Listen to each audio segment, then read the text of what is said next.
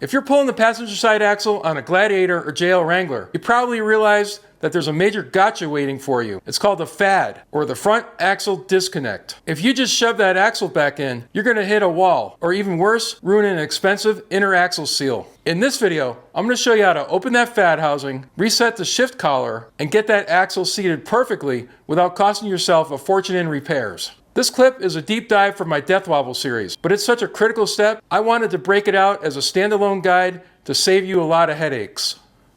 This is where this ball joint replacement job gets real.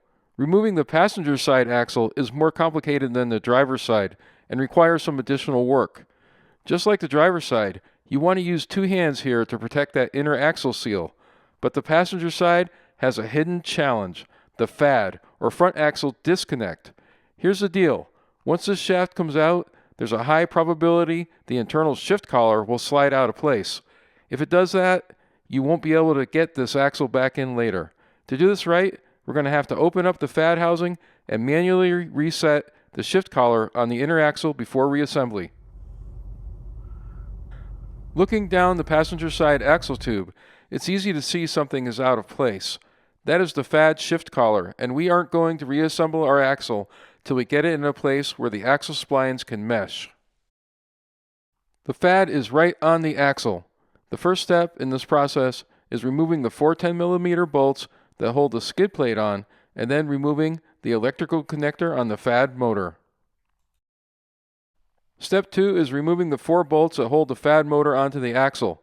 You need to have a pan available because there's going to be some diff fluid that leaks out when you remove that FAD motor. With the motor removed, we can see the shift collar is being held by the shift fork or FAD actuator fork. Those forks or tines must be located in the center groove of the shift collar when we reassemble the FAD. Looking on the right side of the axle, we can see that seal that we're trying so hard to protect. That's the opening we're going to be aiming for when we reinstall the axle. Looking on the left side, the inner axle protrudes into the FAD housing. That is where we will place the shift collar, and it's the second target we are aiming for when we reinstall the outer axle.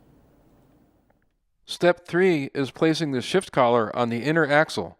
That should hold it in perfect position for our outer axle install. Step 4 is going to be prepping the axle for reinstallation. The first thing we're going to do is put some anti-seize on the unit bearing. Next, we paint some gear lube onto the axle so the shaft slides smoothly through the seal and the splines mesh easily with our shift collar. Step 6 is installing the axle. We want to give plenty of support to the axle as it goes through the seal and doesn't ram or tear it. Then we want to get the end of the axle into the shift collar. The speed sensor on the unit bearing faces towards the front of the Jeep. I put a bolt in to keep the unit bearing from falling out, and check the FAD to make sure we are engaged.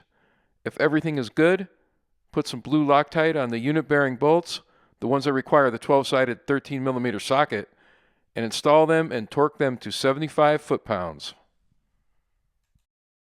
Step 7. Reinstalling the FAD actuator.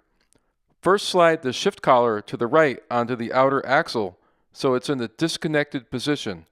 Your shift fork is likely already in the two-wheel drive position, which makes alignment much easier. Check that your gasket is clean and seated, then carefully line up the fork tines into the groove of the collar. Once it's seated, it's time for the bolts. Technically, these are one-time use hardware, but I chose to reuse mine with a drop of blue Loctite for extra security. Snug them down in a crisscross pattern to the final torque of 15 foot-pounds. Be precise here, this housing is aluminum and it doesn't take much to strip the threads or crack the casing. Step 8 is just replacing your FAD skid plate. Put some blue Loctite on the 4 10mm bolts and torque them to 25 to 30 foot-pounds, and then you're done.